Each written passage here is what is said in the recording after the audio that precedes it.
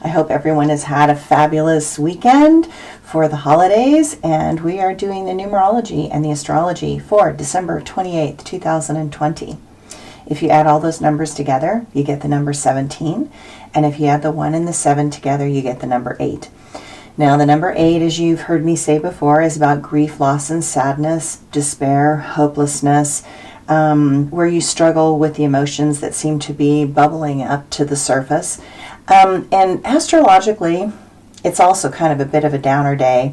So the numerology is sort of a downer, the astrology is sort of a downer, and it's like funny how that works.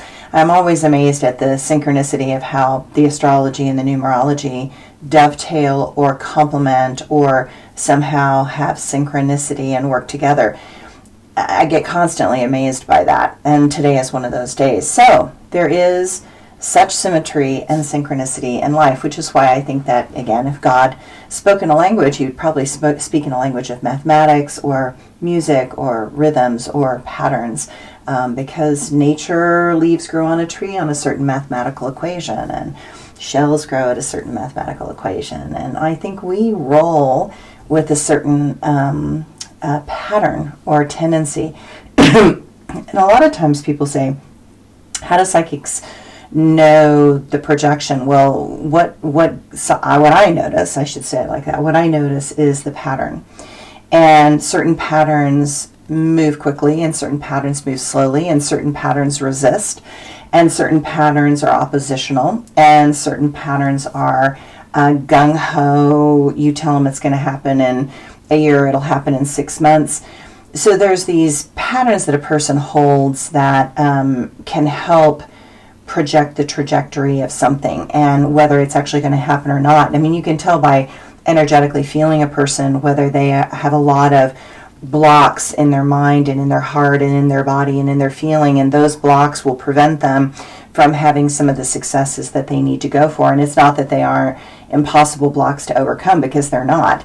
But you have to kind of address those restrictions, those clutch places, those little chinks that you have in your energy field that don't allow your kundalini to move through your body well. So today is a kink. So that long combination of things was just basically to say we've got a kink in the numerology and we've got a kink in the astrology. And so notice where you have these little stuck places that you collapse into not feeling worthy, not feeling good enough, not feeling skilled enough, not feeling like you can comprehend everything right off the bat. And remember that, when you're learning something new, or, we're in such a new place right now in the world, like everything is different. And I'm sure you guys have noticed that, like our days are different, our structure is different, the technology is different that we have to navigate. And, there's this constantly changing equation. I know for myself, it's just navigating my internet so that I can do my sessions or I can do Zoom has been this monumental technology transition. And to the credit of the internet groups and phone companies, like they have upped their game tremendously, but also some of this technology has, it's new, and as my ex-husband would say, it's got a lot of bugs in it. So then you try and get something to work and you hit all these kinks again. See, there's that word that keeps coming up for today, those little kinks, those little blockages that don't let it move completely smoothly. So welcome to life. This is how it goes.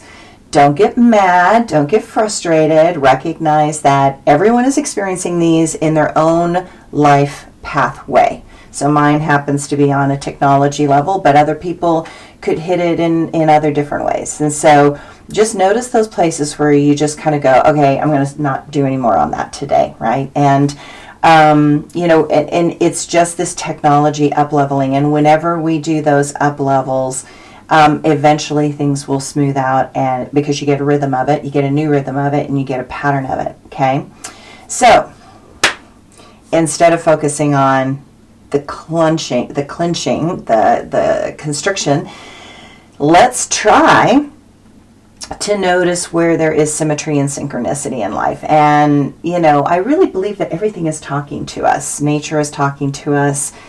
The challenge is if we're paying attention to it.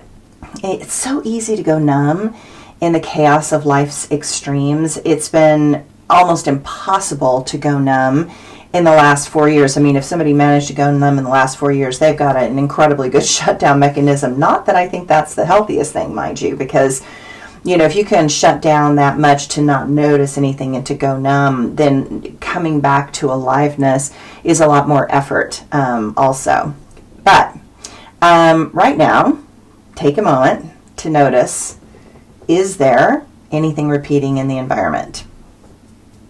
Notice phrases, numbers, symbols, animals, birds. What is coming in? And translating those bits of subtle information into a manageable and meaningful language is what makes this life magical, and it makes it sparkle. I love how nature and those very special messages that filter in can turn my frown upside down. Today is a day when the sadness can creep in. But we are never alone. Our ancestors, family, and friends that have passed on are always there lending a hand and showing support in subtle ways.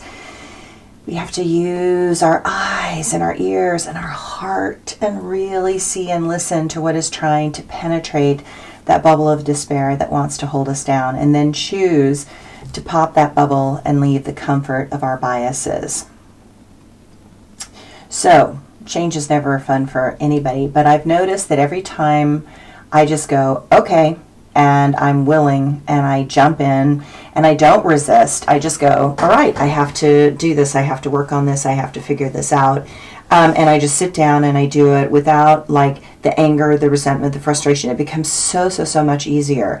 Many years ago, it's like I had an assistant who was living with me, and he was the sweetest man in the world. I'd known him since when I was a ballet dancer, and he was older and he was not well, and he was starting to not be able to help me in my office and do some of the accounting because he was old and, you know, things that were just not working.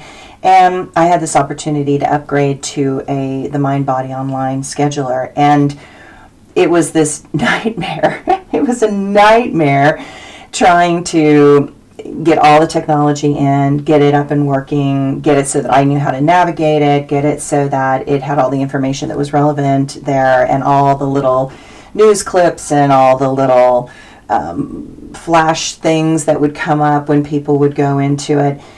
It's just amazing how many bits you have to do in technology in order to get something to move smoothly. And then within a short period of time, my dear friend just was physically dying. He was falling apart, and he was unable to keep doing what he had been doing. And so it was perfect that I had switched that one thing over.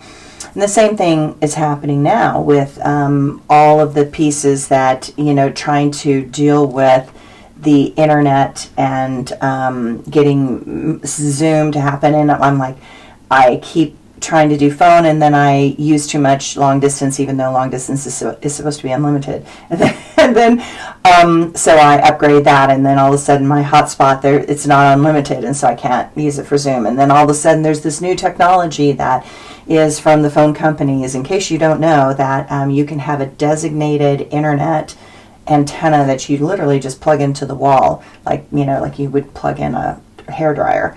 And it connects to the towers, and so the microwave towers now have a phone antenna and they have an internet antenna, and so my phone with a hotspot is hooking in this way, but there's a designated internet, which is so amazing. So as a result, it's like all of a sudden I have the best internet I have ever had by monumental amounts better and much faster, which is great. So instead of, it used to take these videos 45 minutes sometimes to load, and now it takes like 3 minutes. Isn't that shocking? It's so amazing. So just know the time and the effort that it takes to deal with the transitions and the changes that all of us are going through. Everyone is dealing with technology on a whole new level. We're going to continue to deal with these upgrades on technology over and over and over again, because these systems are quickly changing and upgrading to accommodate this sudden massive amount of use that's happening. And I've got clients that work for the big companies, and they're, you know, they're like, in 6 months we are where we were to be in 6 years, and so they are scrambling to keep up themselves. And so when you're on the phone with the tech support, be really nice, because trust me, they're also dealing with brand new things and trying to understand them also. So no matter what, be kind, right? That's the motto. Okay. Astrology today. The moon is in talkative, creative, thinking, and engaging Gemini all day. A great time to listen and learn. We're probably going to need that. There is a semi-square between Venus and Saturn, so expect confidence to be lacking as we attempt to interact with others. Kind of hinted at that with the numerology. Stay heart open and our mind in a place where it attempts to discern the truth. Emotions are distant and sentiments are not as warm as normal. This can cause some anxiety, which can make deep emotions feel pushed aside and not relevant. The second half of the day is not the best for follow through, and we may feel as if we are getting nowhere.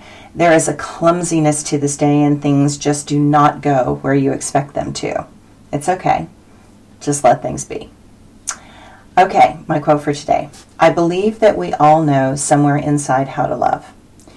I recognize that life can beat us down and make us believe we have to protect that goodness inside. But those that win in this game of life do not let that goodness hide for long, because they realize that without the love, the darkness can reign in terror unhindered. Without the love, hope seems lost. Without the love, life will seem to have no deeper meaning. And my blog today. Well, we have had some rain, and while we need more, I am presently in the sun, which is nice, and I am grateful for the weather shifting, the wind blowing, and the dampness lingering. When I was younger, I hated damp, cold, and cloudy. I lived in Berlin, and I was searching for one little sunny spot that I could sit in. But now, I sort of love it. I appreciate seasons. I appreciate the ticking of time. I appreciate how at this age, I care less about the opinions of others. I see their choices as their journey towards enlightenment, not mine. I see my choices at this age as more important as to what I wish to create in the world, how I show love, and what I can potentially leave behind. It becomes clear that I can only get myself through the doorway. I can intend to show a pathway for others, but I cannot make them walk any path, much less my path. There are many ways to reclaim our essential self. The doorways are all there for each of us to choose. While some want and need to feel special, righteous, and as if they belong, I know that each person is special in their own unique way. I know that righteousness is a tool of ego and fails in the course of time. I know that belonging is a simple reflection of desperately needing safety. Instead, I look for contentment, joy, and peace. Those are the pathways I choose to step on. Those paths of fame and fortune are always fleeting. Life means more than the acquisition of things. Life means more than what you have to show others at the end of your life. Life is about experiences, memories, connections, and how you show love in this world. May your life be fulfilling in ways that matter before you go. May your heart never be forgotten and your wisdom shared for eternity. Thanks, everyone.